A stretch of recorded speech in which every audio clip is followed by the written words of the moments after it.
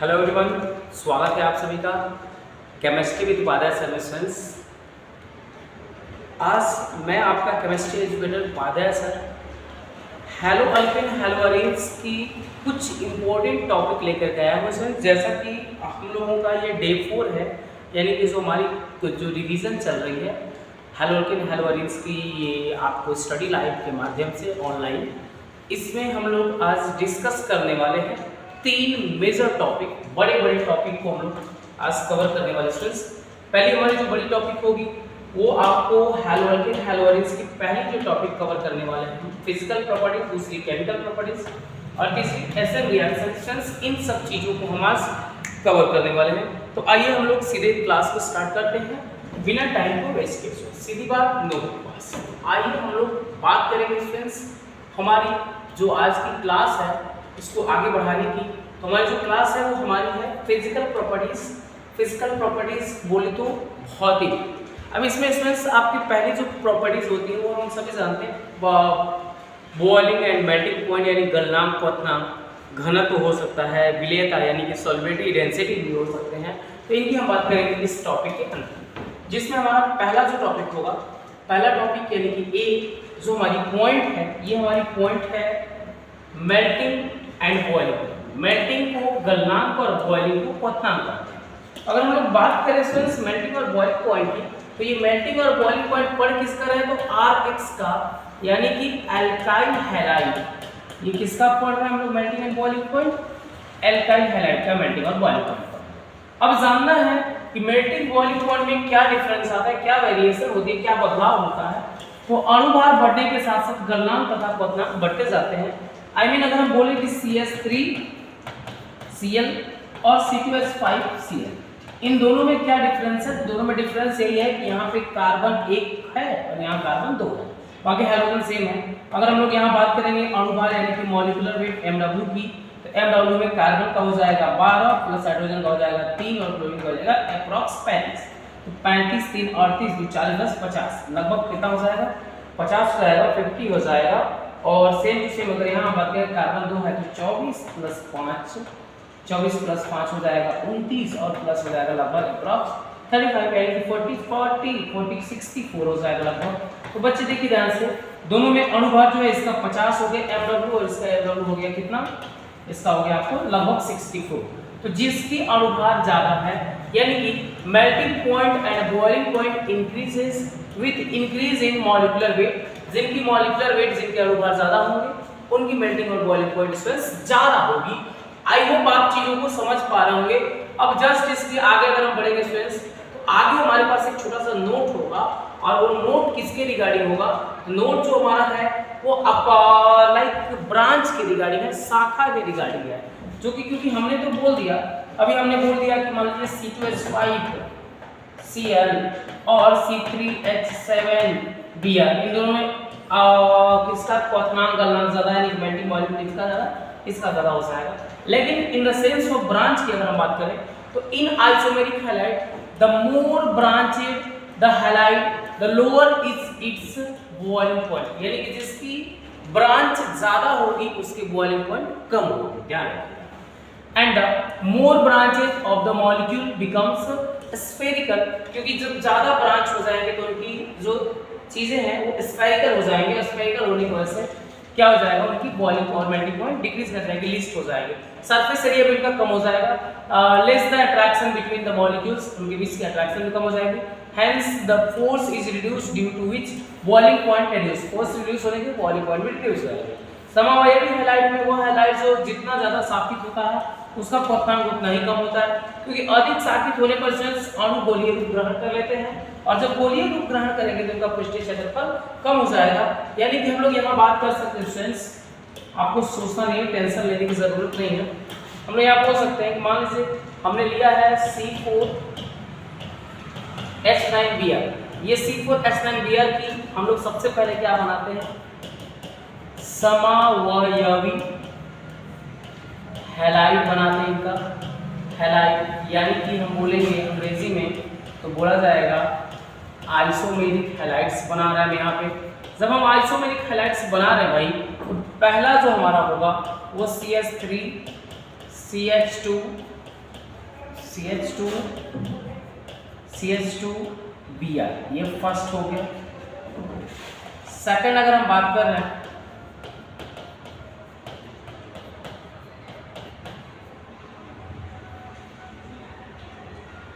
हम कुछ बात कर रहे हैं लाइक दिस CH3Br, ये हो जाए। एंड थर्ड हमारे पास हो जाए CH2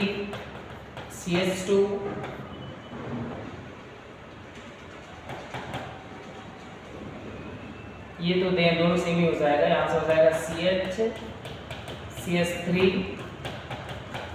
CH2Br, ये 3 हो गए। 3 के बाद जो चौथा है, फोर्थ है, वो CH3 हो जाएगा, ये हट जाएगा CH3 और यहाँ हो जाएगा Br। स्टूडेंट्स अब देख के बता सकते हैं, आप सोच सकते हैं खुद से, कॉमन सेंस की बात है यहाँ पे। इसमें जो है अगर हम ब्रांच की बात कर रहे हैं तो ओनली वन, इसमें हम अगर स्ट्रेट चेन ये हम लेते कंसीडर करते हैं, इसमें 2 ब्रांचेस हमें दिख रहे हैं। फिर यहाँ पे भी ब्रांचेस दिखना स्टार्ट हुआ, यहाँ भी ब्रांचेस दिखना स्टार्ट हुआ। तो कहा जाएगा कि जिसमें जितना ज़्यादा ब्रांच यानी कि जिसमें शाखा जितनी ज़्यादा होगी उसकी वॉल्यूम और मेल्टिंग पॉइंट जो होगी कम होगी। इस बात का आप ध्यान रखेंगे। आगे हम लोग बढ़ेंगे, अगर इसके बाद जस्ट हम लोग आगे अगर बढ़ना चाहें तो जस्ट आगे हमारे पास एक छोटा सा नोट होगा और नोट के बाद हम लोग आगे बढ़ेंगे। हम लोग बात करेंगे कि अमॉन्ग MP यानी कि MP डाइक्लोरोबेंजीन यानी कि मेटा और पैरा, और O की भी बात है ऑर्थो मेटा पैरा। जैसे मान लीजिए कि ये हो गया आपका, सपोज कीजिए कि डाइक्लोरो यानी कि यहाँ हो जाएगा Cl और ये भी हो जाएगा Cl, ये ऑर्थो क्लोरोबेंजीन है। ऑर्थो के बाद अगर हम बात करें तो ये हमारा है Cl, ये हो जाएगा मेटा, और जस्ट इसके बाद में ये हो जाएगा Cl और Cl यानी कि ये हो जाएगा आपका पैरा। ये बोल रहा है कि among OMP dichlorobenzene, P dichlorobenzene has highest melting point. OMP dichlorobenzene में P डाइक्लोरोबेंजीन की मेल्टिंग पॉइंट यानी कि गलनांक सबसे ज्यादा होता है, क्योंकि P डाइक्लोरोबेंजीन सममित अणु है, जिससे क्रिस्टल जालक में इसके अणु अच्छी तरह से समायोजित हो जाते हैं। यानी कि हम लोग कहें students, because P dichlorobenzene is a symmetrical molecule, यानी कि एक सिमेट्रिकल मॉलिक्यूल है, जस्ट एक दूसरे से 180 डिग्री पे ऐसे अरेंज होता है, सिमेट्रिकल मॉलिक्यूल है। इसके वजह से ये क्या होता है, क्रिस्टल में इसके जो मॉलिक्यूल्स हैं वो एक दूसरे के साथ एडजस्टेबल होते हैं, जिसकी वजह से hence the melting point becomes high. इसी की वजह से इसका गलनांक जो है वो अधिक होता है। ध्यान रखना है कि OMP डाइक्लोरोबेंजीन में सबसे ज्यादा जो है मेल्टिंग पॉइंट जो है यानी कि गलनांक जो है वो P डाइक्लोरोबेंजीन का होगा। क्यों? क्योंकि ये जो होते हैं सममित होते हैं। सममित क्या है, यानी कि इसके जो अणु होते हैं वो आसानी से एडजस्टेबल होते हैं, जिसकी वजह से इनकी जो मेल्टिंग पॉइंट है वो ज्यादा हो जाती है। पहली मेल्टिंग पॉइंट क्लियर हो गई सबकी। अब दूसरी पॉइंट जो हमारे पास है वो दूसरी हमारी प्रॉपर्टीज है वो घनत्व, जिसे क्या कहते हैं डेंसिटी। तो भाई डेंसिटी का मतलब होता है, हम लोग जानते हैं डेंसिटी दैट इज ρ = m/v। ये फॉर्मूला सबको पता होना चाहिए, यानी कि हिंदी वाले बच्चे द्रव्यमान बटा में आयतन, द्रव्यमान प्रति आयतन को घनत्व कहते हैं। यानी कि हम लोग बात अगर करें mass by volume that is known as density, तो अणुभार बढ़ने के साथ साथ घनत्व बढ़ते जाते हैं। Means density increases with increase in molecular masses. अणुभार बढ़ेगा यानी कि जिनके क्वथनांक गलनांक बढ़ेंगे उनकी घनत्व भी क्या हो जाएगी, ऑटोमेटिकली बढ़ेगी। थर्ड पॉइंट जो है हमारी जो थर्ड फिजिकल प्रॉपर्टीज है वो हमारे पास है सॉल्युबिलिटी, जिसे हिंदी में क्या कहते हैं, विलेयता कहते हैं। Means alkyl halide are soluble in water, alkyl halide water soluble होते हैं। ये हम लोग कहें हिंदी में कि एल्काइल हैलाइड जल में विलेय होते हैं। Second, they do not form hydrogen bond with water, ये हाइड्रोजन बॉन्ड फॉर्म नहीं करते हैं वाटर के साथ। कौन? Alkyl halide. मींस ये जल के साथ हाइड्रोजन बॉन्ड नहीं बनाते हैं। and their molecules do not have enough power to break the hydrogen bond formed between water molecule। यानी कि जो एल्काइल हैलाइड के अणु होते हैं इन अणुओं में उतनी सामर्थ्य नहीं होती, उतनी कैपेसिटी नहीं होती है कि ये जो है वाटर में हाइड्रोजन बॉन्ड जो पहले से बने होते हैं उसको ये ब्रेक कर पाए। इसी की वजह से ये सिर्फ और सिर्फ सॉल्युबल होते हैं, वो वाटर के साथ में वो रिएक्ट नहीं करते हैं, हाइड्रोजन बॉन्डिंग की फॉर्मेशन, हाइड्रोजन बॉन्ड का फॉर्मेशन नहीं करते। तो ये रहा जो आपको हमने पढ़ाया। हमने बोला कि हम लोग 3 मेजर टॉपिक कवर करने वाले हैं, फिजिकल प्रॉपर्टीज, केमिकल प्रॉपर्टीज और एसएन रिएक्शन। फिजिकल प्रॉपर्टीज आपको कंप्लीट होती है। अब जस्ट हम लोग आते हैं यार स्टूडेंट्स, हमारे पास आती है बात है और केमिकल प्रॉपर्टीज यानी कि रासायनिक गुण की बात आती है हमारे पास। तो रासायनिक गुण जो स्टूडेंट्स हम लोग यहाँ बात करने वाले 2 रासायनिक गुण को हम लोग स्टडी करेंगे। एक होगा अल्कोहलिक KOH और दूसरा होगा आपका अल्कोहलिक और दूसरा होगा एक्वस।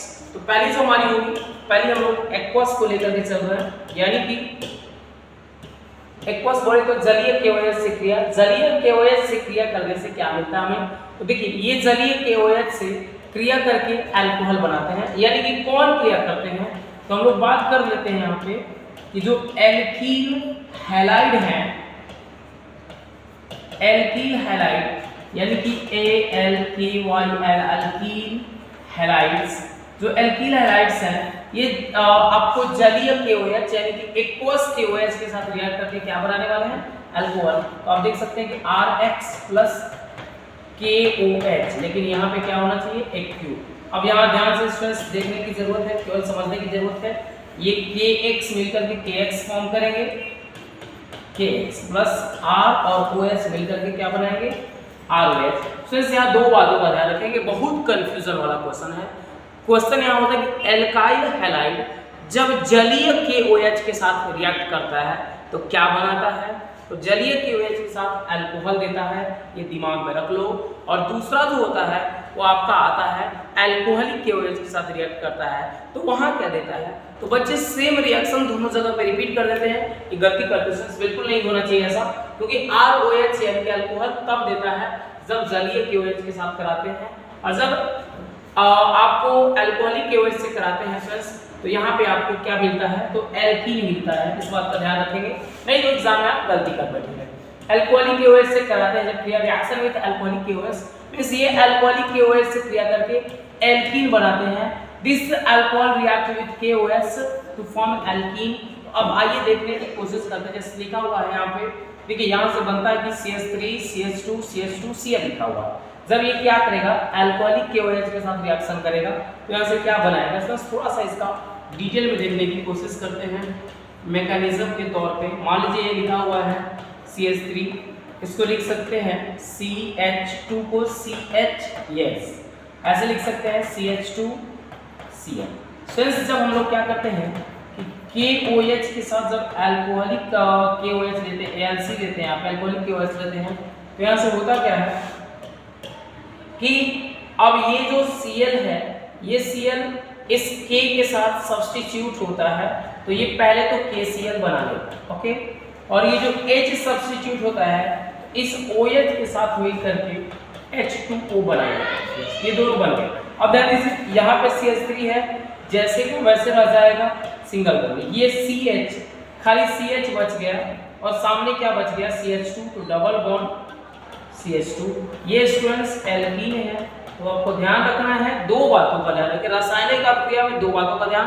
पहली बात का ध्यान कि अगर जलीय KOH यानी कि एक्वस पोटेशियम हाइड्रोक्साइड के साथ एल्काइल हैलाइड रिएक्ट करेगा तो आपको अल्कोहल देगा, लेकिन अल्कोहलिक यानी कि अल्कोहलिक के साथ रिएक्ट करेगा तो एल्कीन देगा plus water plus potassium chloride देगा। इस बात को आप अपने जहन में बैठाएंगे, दिमाग में रखेंगे, तब हम लोग आगे बढ़ेंगे फ्रेंड्स। जब ये 2 पॉइंट मैंने बोला था कि आज की क्लास में सिर्फ हम लोग मेजर टॉपिक को कवर करेंगे। पहली मेजर टॉपिक फिजिकल प्रॉपर्टीज, दूसरी मेजर टॉपिक आपकी केमिकल प्रॉपर्टीज एंड तीसरी मेजर टॉपिक जो हमारे पास स्टूडेंट्स है वो तीसरी मेजर टॉपिक है आपको कौन सी, तो आपको सब्स्टिट्यूशन न्यूक्लियोफिलिक रिएक्शन, यानी कि थोड़ी सी इसके बारे में हम लोग बात करते हैं फ्रेंड्स, दिन आगे बढ़ेंगे हम लोग। देखिए न्यूक्लियोफिलिक सब्स्टिट्यूशन SN रिएक्शन, यानी कि हम लोग बोलेंगे SN रिएक्शन। SN रिएक्शन बोले तो सब्स्टिट्यूशन को हिंदी में बोलते हैं प्रतिस्थापन, न्यूक्लियोफिलिक यानी कि नाभिक स्नेही, और अभिक्रिया का मतलब होता है रिएक्शन। तो हम लोग पढ़ने वाले हैं कि नाभिक स्नेही प्रतिस्थापन अभिक्रिया, या अंग्रेजी में बोलेंगे सब्स्टिट्यूशन न्यूक्लियोफिलिक रिएक्शन। आइए हम बात करते हैं इस रिएक्शन की। और ये जो नाभिक स्नेही रिएक्शन है, ये जो अभिक्रिया है, ये अभिक्रिया 2 प्रकार की होती है।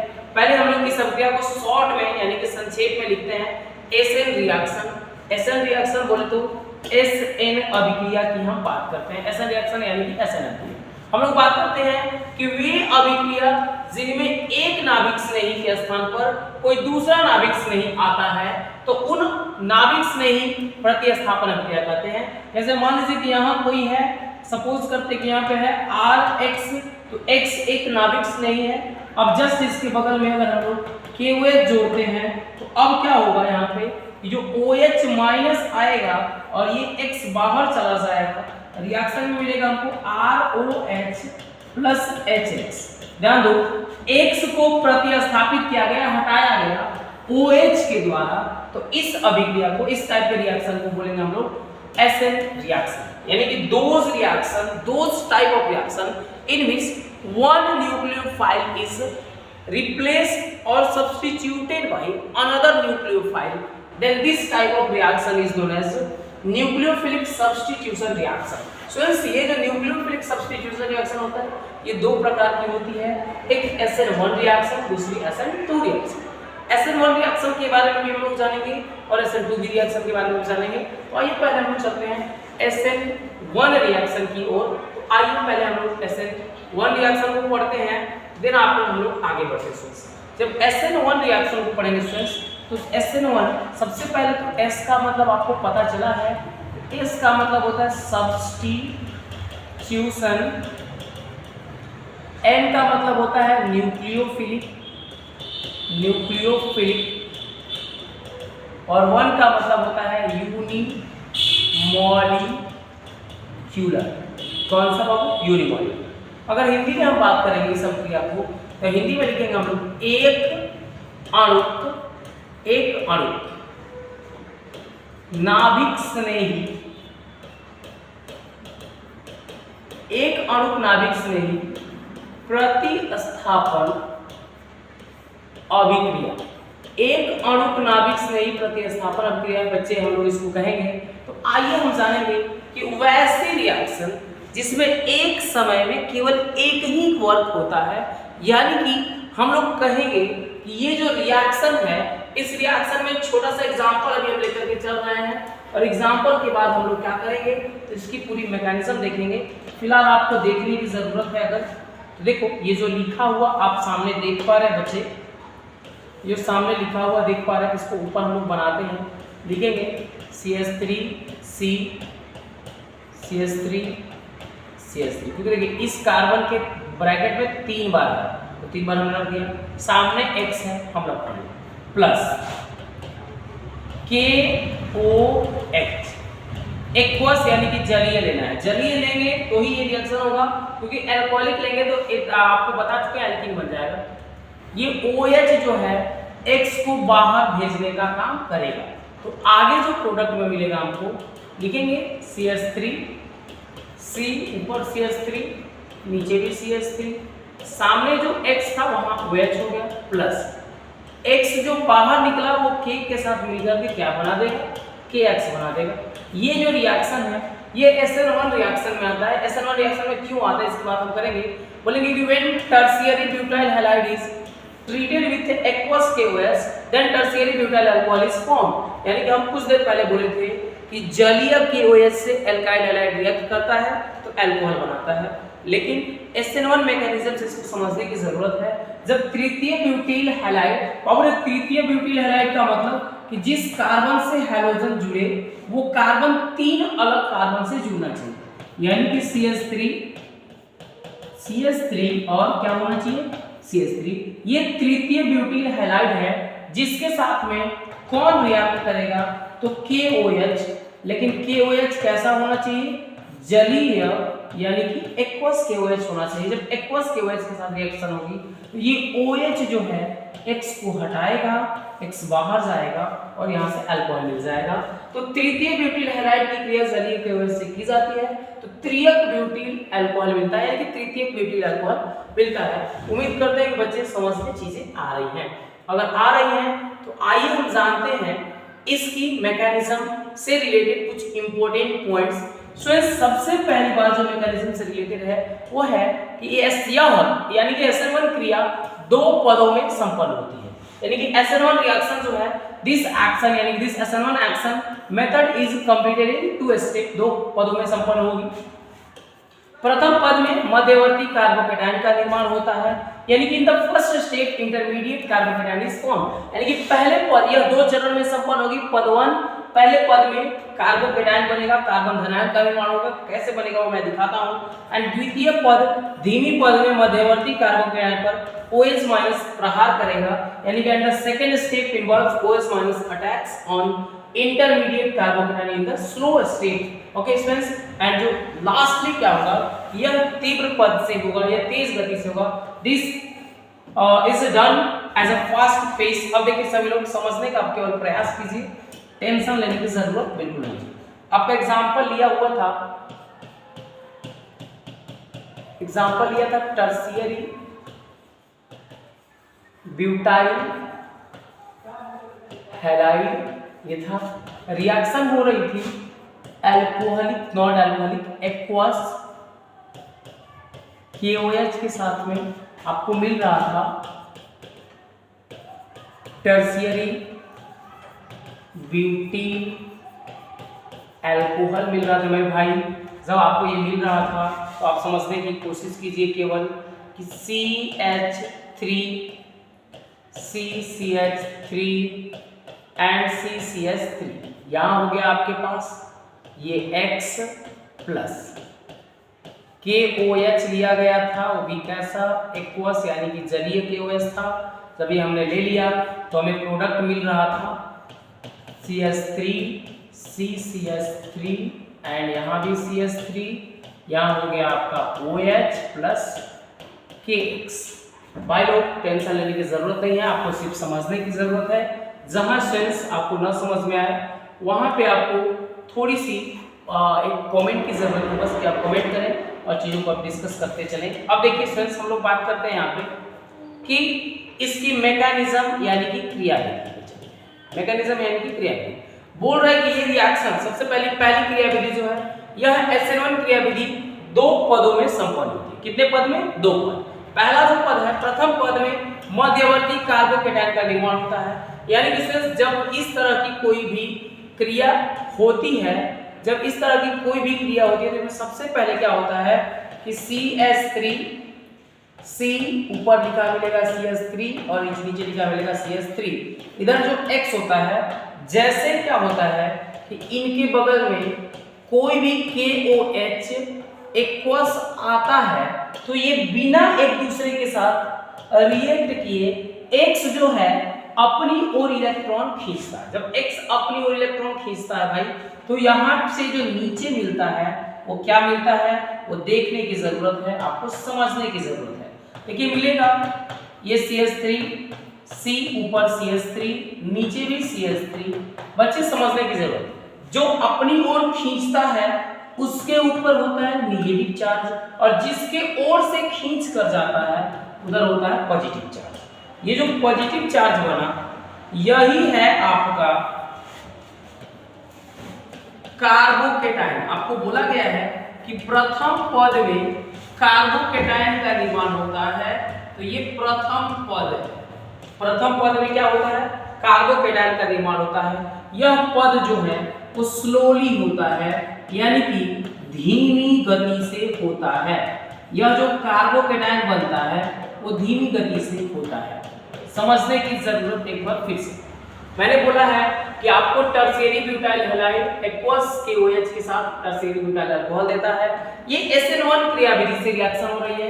ये रिएक्शन कौन सी क्रियाविधि से हो रही है? SN1 क्रियाविधि 2 चरणों में होती है, 2 पद में संपन्न होती है। मींस SN1 रिएक्शन इन्वॉल्व्स इन 2 स्टेप।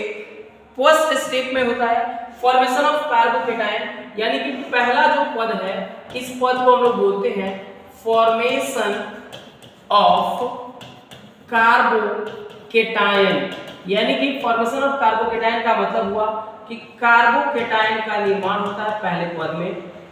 पहले पद में कार्बोकेटायन का निर्माण होता है पहले पद में। जब पहले पद में कार्बोकेटायन का निर्माण होता है तो दूसरे पद की हम बात करेंगे। फर्स्ट स्टेप होगा बाबू, ये स्लो स्टेप में होता है। उम्मीद करते हैं कि यहाँ तक बच्चे समझ गए होंगे आप लोग। जब ये बातें आपको समझ में आती हैं तो दूसरा जो पद कहता है उस दूसरे पद में क्या कहता है कि जो OH माइनस है यानी कि जो KOH है, इसको जब तोड़ते हैं दो भाग में तो ये K प्लस बनाता है और ये OH माइनस बनाता है। जब OH माइनस बनाता है तो दूसरे पद में OH माइनस इसके ऊपर आघात करता है। क्या करता है? OH माइनस अटैक करता है। अटैक यानी कि आघात करता है, आघात यानी कि जुड़ता है। तो ये जो क्रिया है ये OH माइनस के प्रहार की क्रिया द्वितीय पद में संपन्न होती है। OH माइनस से आघात की क्रिया द्वितीय पद में संपन्न होती है, यानी कि सबसे पहली बार कार्बोकेटायन यानी कि कार्बन के ऊपर धनायन बनता है और दूसरे पद में OH माइनस इसके ऊपर आघात करता है। जब OH माइनस आघात करता है तो यह जो पद है ये तीव्र वेग से संपन्न होता है, तीव्र गति से संपन्न होता है। फ्रेंड्स, जब तीव्र गति से संपन्न होता है तो आपको भी पता है कि ये CH3, अब देखिए ध्यान से यहाँ से जो प्रोडक्ट मिलेगा, देखो एक ही में हम समझाए इसलिए रहेगा कि 2 बार 3 बार समझाने की कोशिश कर रहे हैं आपको। देखो पहला हो जाएगा CH3, C के ऊपर CH3, नीचे भी CH3, सामने जो कुछ नहीं था प्लस था उसके ऊपर आगे कौन जुड़ेगा? OH plus. देखो यहाँ पे जो K प्लस है वो X माइनस के साथ जुड़ करके क्या बना लेगा फ्रेंड्स? KX बना लेगा। उम्मीद करते हैं कि SN1 रिएक्शन आपको समझ में आई होगी। अगर सर समझ में आई है तो आइए हम आगे बढ़ते हैं। SN1 रिएक्शन से रिलेटेड कुछ और इंपॉर्टेंट पॉइंट्स हैं जिनकी हम बात करेंगे फ्रेंड्स, क्योंकि सबसे बड़ी बात होती है यहाँ पे दिमाग से समझने की जरूरत होती है। अगर आप समझते चलते हैं तो आपको किसी तरह की कोई प्रॉब्लम नहीं आने देंगे फ्रेंड्स, ध्यान रखने की जरूरत है। Important points related to SN1 related important points, ये ऑब्जेक्टिव क्वेश्चन बन सकता है यहाँ पे VVI, वेरी इंपॉर्टेंट। ये भी VVI इंग्लिश मीडियम वाले स्टूडेंट्स के लिए हो जाएगा कि यह प्रथम कोटि अभिक्रिया है, यानी कि जो SN1 रिएक्शन है वो फर्स्ट ऑर्डर रिएक्शन है, प्रथम कोटि रिएक्शन है। क्रमशः इसमें 1 डिग्री 2 डिग्री और 3 डिग्री हैलाइडों में SN1 की जो अभिक्रियाशीलता है वो कार्बोकेटायन के अस्थायित्व से होता है, अस्थायित्व पर निर्भर करता है। यानी कि the order of reactivity of SN1 reaction in 1 degree 2 degree and 3 degree halides respectively is with the stability of the carbocation. और SN1 की ये अभिक्रियाशीलता का क्रम पूछ रहा है, तो SN1 की जो क्रिया रिएक्टिविटी होती है वो सबसे ज्यादा 3 डिग्री में, तब 2 डिग्री में, तब 1 डिग्री में। यानी कि SN1 रिएक्शन यानी कि कार्बोकेटायन बनने की जो क्षमता है वो सबसे ज्यादा स्टेबल होता है, सबसे ज्यादा अस्थायित्व प्रदान करता है, वो 3 डिग्री में, तब 2 डिग्री में, तब 1 डिग्री में।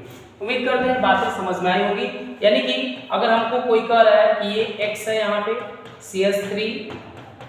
CH3 और CH3, यहाँ पे लिखा हुआ है CH3 CH3, ये X है, और अगला लिखा हुआ है CH3 CH2X। इन तीनों में सबसे ज्यादा स्टेबिलिटी कहाँ होगी? तो यहाँ होगी, तब यहाँ होगी। उम्मीद करते हैं कि बातें आपको समझ में आ रही हैं। जो बच्चे थोड़ा सा रिवीजन करें उनको बातें समझ में डेफिनेटली आएंगे। अब नोट के ऊपर से नोट, सेम चीज सेम प्रोसेस हम लोग बात करेंगे। नोट हमारे पास है कि बेंजीन और एल्किल हैलाइड में SN1 अभिक्रिया सबसे तेज गति से होती है, यानी कि एल्किल, ध्यान से सुनिए, एल्किल एलिलिक, इन दोनों में जमीन आसमान का डिफरेंस है, ध्यान रखिएगा। एल्किल और एलिलिक में जमीन आसमान का अंतर है, इन दोनों अलग अलग हैं। कोई बोल रहा है कि बेंजीन और एलिलिक हैलाइड में SN1 की अभिक्रियाशीलता ज्यादा होती है, क्योंकि बेंजीन और एलिल में कार्बोकेटायन जो है अनुनाद के कारण अधिक अस्थायी होते हैं। इसके वजह से अगर कोई बोलेगा कि आपको ऐसा कुछ दिया रहे, ये बेंजीन है, ये बेंजीन है, बेंजीन हैलाइड है, यानी कि AX हो जाएगा। और जस्ट इसके बाद में अगर हम बोले कि CH3 CH2 ऐसा कुछ बोले, हम डायरेक्टली ये समझिए ना कि कुछ ऐसा भी लिया जाए, CH2X ये हो गया, और प्लस 3 डिग्री 2 डिग्री 1 डिग्री, तो सबसे ज्यादा बेंजीन हैलाइड, तब एलिलिक हैलाइड, और then after 3 degree 2 degree 1 degree, यानी कि सबसे ज्यादा बेंजीन, तब एलिल, और तब 3, तब 2, तब 1। केवल एल्काइल हैलाइड में होगा तो 3 डिग्री 2 डिग्री 1 डिग्री होगा, लेकिन अगर एल्कील हैलाइड, बेंजीन हैलाइड और एरिल हैलाइड तीनों में तो सबसे ज्यादा बेंजीन, उसके बाद एलिल, तब एल्काइल। उम्मीद करते हैं ये भी बात आप समझ गए होंगे। अगर ये समझ गए तो आइए हम लोग आगे बात करते हैं, आगे क्लास को बढ़ाते हैं और आगे क्लास को बढ़ाते हुए हम लोग SN2 अभिक्रिया के ऊपर चलते हैं। जहां नहीं समझ में आता है कमेंट करके पूछते रहिए आप।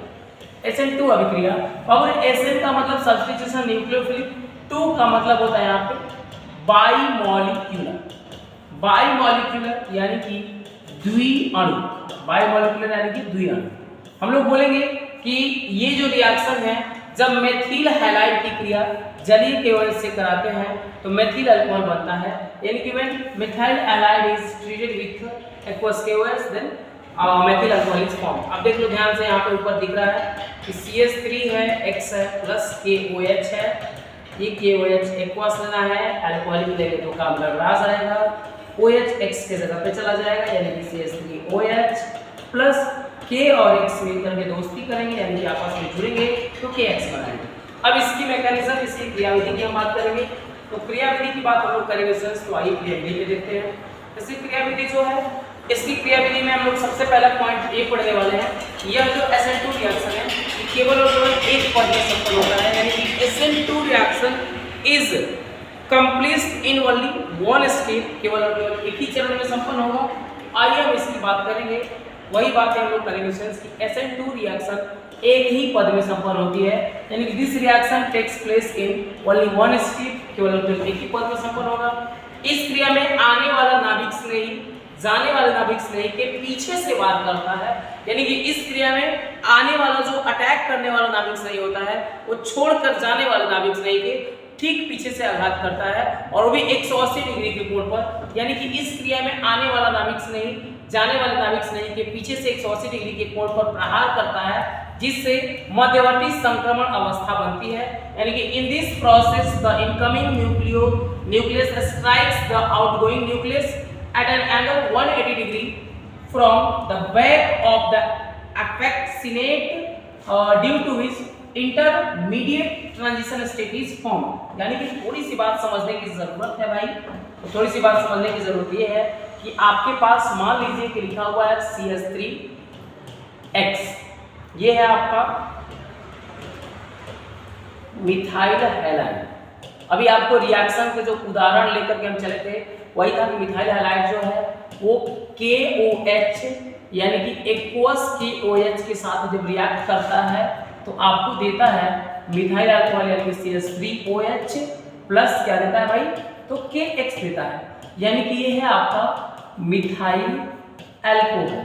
अब थोड़ा सा दिमाग लगाइए, टेंशन की जरूरत नहीं है मेरे पास, या मेरे पास है तो आपको टेंशन की जरूरत बिल्कुल नहीं है। अब दिमाग से सोचना है कि यहाँ पे जो OH है वो OH माइनस होगा और K जो होगा वो K प्लस होगा। अब ध्यान से सोचने की जरूरत है, यहाँ पे क्या होता है कि ये जो न्यूक्लियोफाइल है ये क्या करता है कि अटैक करेगा इसके ऊपर, तो 180 डिग्री के एंगल से अटैक करेगा। वो कैसे अटैक होगा वो दिखाने की हम कोशिश करते हैं। ये फिलहाल आप समझिए कि यहाँ पे अटैक होने वाला है। अब ध्यान से देखने की जरूरत है, ये होगा क्या कि ऐसे लिखेंगे हम, देखिए ध्यान से CH3X, ये CH3X के ऊपर X के जस्ट पीछे से, यानी कि हम लोग कहेंगे कि X के पीछे से अटैक करेगा जब OH, तो पीछे से अटैक करने का मतलब है कि कुछ इस तरह से हमें मिलेगा। जब हम लोग यहाँ पे क्या बोलेंगे KOH, तो अगला जो हमारा स्टेप होगा वो ट्रांजिशन स्टेप बोल रहा है, यानी कि संक्रमण अवस्था बोल रहा है। तो संक्रमण अवस्था में वो दिखाया जाता है कि कैसे पीछे से वार करता है कार्बन के ऊपर। तो दिखेगा CH3, सामने ये X और जस्ट इसके पीछे OH 180 डिग्री के कोण पे। एक बार फिर से देखने की जरूरत है फ्रेंड्स, जाना समझ में वहां पूछने की भी जरूरत है। देखिए ध्यान से, हमने बोला कि जो आपको आने वाला नाभिक स्नेही जाने वाले नाभिक स्नेही के, यानी कि X पहले से है, समझने की जरूरत, X पहले से है और अब नया में कौन आने वाला है OH, तो OH आने वाला हुआ और X जाने वाला हुआ।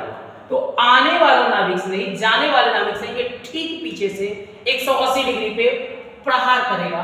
जब 180 डिग्री से प्रहार करेगा तो यहाँ से आप समझ सकते हैं, देख सकते हैं कि इसको देखिए कार्बन 5 बॉन्ड बना लिया, जो कि कार्बन के लिए संभव नहीं है। फ्रेंड्स 5 बॉन्ड का मतलब 1 बॉन्ड ऊपर और 2 बॉन्ड यहाँ नीचे हाइड्रोजन के साथ, ये CH3 है। अब ये X जो है डॉट डॉट डॉट से दिखाएंगे ये X और डॉट डॉट डॉट से दिखाएंगे बाबू OH। ये जो आप देख पा रहे हैं इसे हम लोग बोलते हैं संक्रमण। आप देख सकते हैं यहाँ पे लिखा हुआ है संक्रमण अवस्था, तो फ्रेंड्स इसी को हम लोग बोलते हैं संक्रमण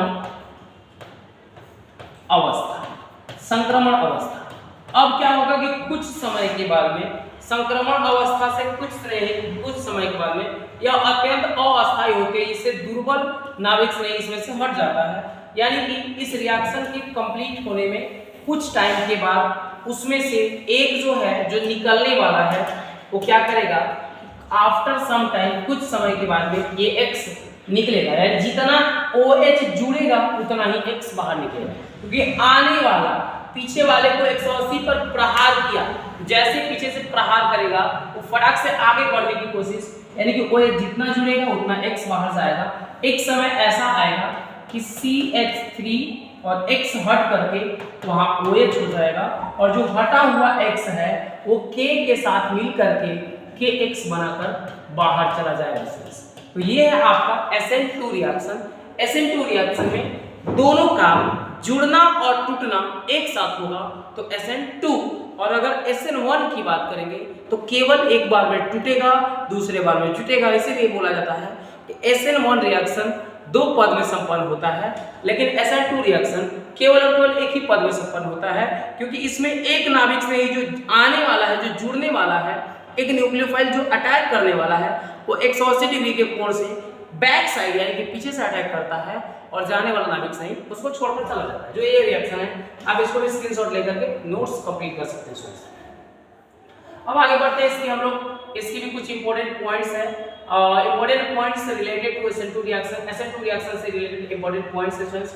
वो इंपॉर्टेंट पॉइंट्स क्या हो सकते हैं SN2 रिएक्शन से रिलेटेड? तो पहले इंपॉर्टेंट पॉइंट्स है कि यह द्वितीय कोटि की अभिक्रिया है, यानी कि इसमें ये रिएक्शन में एक ही समय में 2 वर्क हो रहे हैं इस वजह से। It is a second order reaction, इसलिए ये दूसरी द्वितीय कोटि की अभिक्रिया है। 3 डिग्री हैलाइड SN2 में 3 डिग्री हैलाइड में 3 एल्कीन समूह के कारण नाभिक से पीछे से प्रहार करते हैं। अधिक मतलब कि ये समझिए, सिंपल सी बात, इतना दिमाग लगाने की जरूरत नहीं है। ये समझिए कि जो SN1 की प्रॉपर्टीज है जस्ट उसका अपोजिट प्रॉपर्टीज SN2 में होगा। SN1 3 डिग्री, 2 डिग्री, 1 डिग्री में उनकी रिएक्टिविटी थी, यानी कि सबसे ज्यादा रिएक्टिव 3 डिग्री में थे, ये सबसे ज्यादा रिएक्टिव 1 डिग्री में होंगे, क्योंकि यहाँ पे आघात करने वाले, अगर हम कहें कि लाइक ऐसा कुछ हो, ऐसा कुछ हो और पीछे से कोई प्रहार करने वाला है तो इसके इस पीछे वाले को इधर से भी प्रतिकर्षण का सामना करना पड़ेगा, इधर से भी, यानी कि इधर से ज्यादा प्रतिकर्षण का सामना करना पड़ेगा, इसलिए स्टेबिलिटी सबसे कम। लेकिन अगर मैं बोलूं CH3 CH CH3X, अब इधर से भी कोई करता है तो इस पहले वाले की तुलना में यहाँ 2 ही लोग हैं जो प्रतिकर्षित करने का काम करेंगे। लेकिन अगर हम इसकी बात करें तो यहाँ पे CH3X इधर से अटैक करना हो तो आसानी से यहाँ अटैक होगा, इसलिए 1 डिग्री में सबसे ज्यादा, उसके बाद 2 डिग्री, उसके बाद 3 डिग्री। इसीलिए कहा जाता है कि जो आपके पास SN2 रिएक्शन है उसमें 3 डिग्री की जो स्टेबिलिटी है वो बहुत कम होती है SN2 के टुवर्ड्स, इसलिए सबसे ज्यादा रिएक्टिव होगा SN1, SN2 और SN3 के टुवर्ड्स। फ्रेंड्स ये भी आपको चीजें समझ में आ गई होगी, जहां तक मैं उम्मीद करता हूं। जब ये चीजें सारी की सारी समझ में आ गई तो आइए हम लोग बात करते हैं एक छोटा सा नोट, एंड देन आपको हम लोग आगे बात करेंगे। दोनों प्रकार की क्रियाविधियों में, यानी कि SN1 और SN2 की बात हो रही है, दोनों प्रकार की क्रियाविधि यानी कि SN1 और SN2 में एल्कीन समूह के में होने वाली जो अभिक्रिया का वेग है उनका घटता हुआ क्रम, यानी कि सबसे ज्यादा जो रिएक्शन है उनकी घटती हुई क्रम की अगर हम बात करें तो सेंस देखेंगे तो decreasing order of rate of reaction with the alkyl group in both reaction mechanism यानी कि SN1 SN2, तो सबसे ज्यादा होगा RI, तब RBr, तब RCl और तब RI। फ्रेंड्स ये रहा आज की छोटी सी क्लास, आज की हमारी छोटी सी प्रयास। आप सभी को कैसी लगी हमारी आज की क्लास और कैसा लगा प्रयास, इसको कमेंट करके आप जरूर बताएं। एंड आफ्टर दैट सिंस अगली जो हमारी क्लास होगी उस क्लास में हम लोग लेकर के आने वाले हैं Fittig reaction, Wurtz Fittig reaction, यानी कि पूरे की पूरी 5 लेक्चर है, यानी कि चौथी लेक्चर है आज हमारी। पूरी की पूरी 5 लेक्चर में आपकी haloalkane haloarenes complete and then after 1 by 1 NCERT haloalkane haloarenes की क्वेश्चंस को प्रैक्टिस करने की ओर चलेंगे। तब तक के लिए आप देखते रहिए, अपने दोस्तों में ज़्यादा से ज़्यादा शेयर कीजिए। Thank you, thank you.